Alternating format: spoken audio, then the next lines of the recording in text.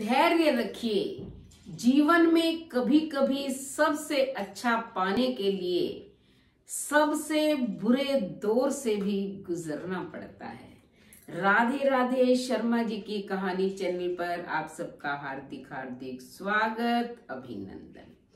बहुत समय पहले की बात है। एक ब्राह्मण कुमार था देवराज। वह कभी भी ब्राह्मणों के कर्म नहीं करता था। ना उसने विद्या अध्ययन की, ना कोई अच्छा काम किया। क्या था कि उसका ध्यान ही नहीं लगता था अच्छे कामों के अंदर। वो बहुत गरीब था। लूट पाट करके वो पैसा कमाना उसने शुरू कर दिया।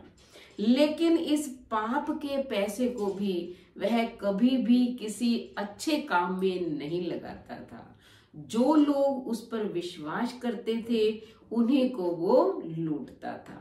लेकिन जब परमपिता परमात्मा की कृपा होती है तो उसकी कृपा अपार होती है।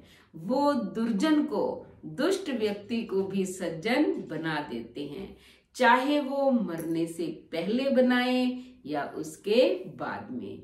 तो देव योग से वह भटकता भटकता, घूमता घूमता एक बार प्रयागराज में पहुंच गया। वहां एक शिवालय था। उस शिवालय में वो जाकर रुक गया। उसने देखा बहुत सारे साधु जो है वहां आए हुए थे, लेकिन दुर्भाग्य से उसको बुखार हो गया।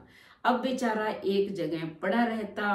वहीं एक संत व्यक्ति शिव पुराण की कथा सुना रहे थे, तो पड़ा पड़ा वो उस कथा को सुनता रहा।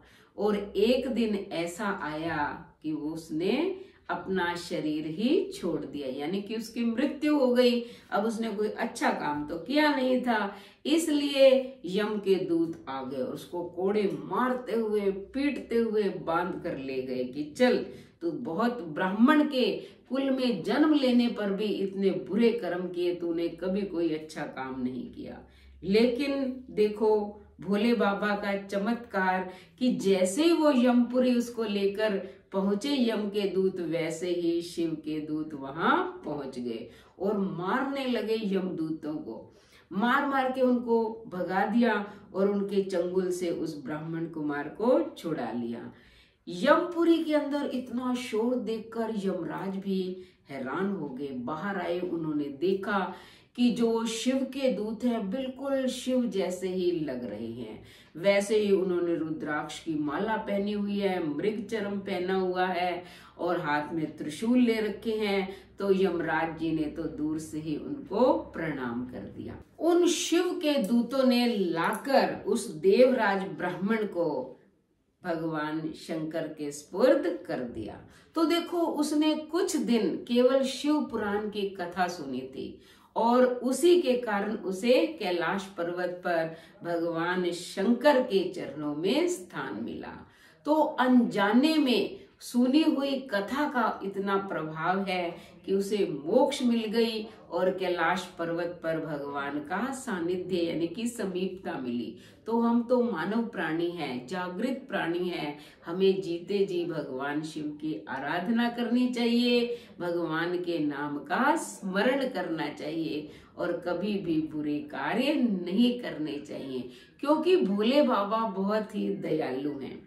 भगवान विष्णु की अगर हम आराधना करते हैं तो वो आपको सांसारिक चीजों से पहले दूर कर देते हैं, लक्ष्मी से दूर कर देते हैं। लेकिन जो भोले बाबा हैं वो तो बहुत दयालु हैं। वो तो जो जो आप मांगते जाते हो वो आपको देते जाते हैं। तो हमेशा भोले बाबा का स्मरण करें। अगर शिव पुराण की कथा सुनने को मिले तो वो भी सुने, इस कहानी से शिक्षा लें। ये कहानी नहीं, सत्य बात है जो शिव पुराण की आज मैंने आपको सुनाई है। उसके बाद ओम नमः शिवाय का जाप करते हुए चैनल को सब्सक्राइब करें, लाइक और शेयर करें, कमेंट करें और बेल आइकन के बटन को दबाएं ताकि ऐसे ही धार्मिक कहानी की वीडियो का नोटिफिकेशन सबसे पहले आपको मिले।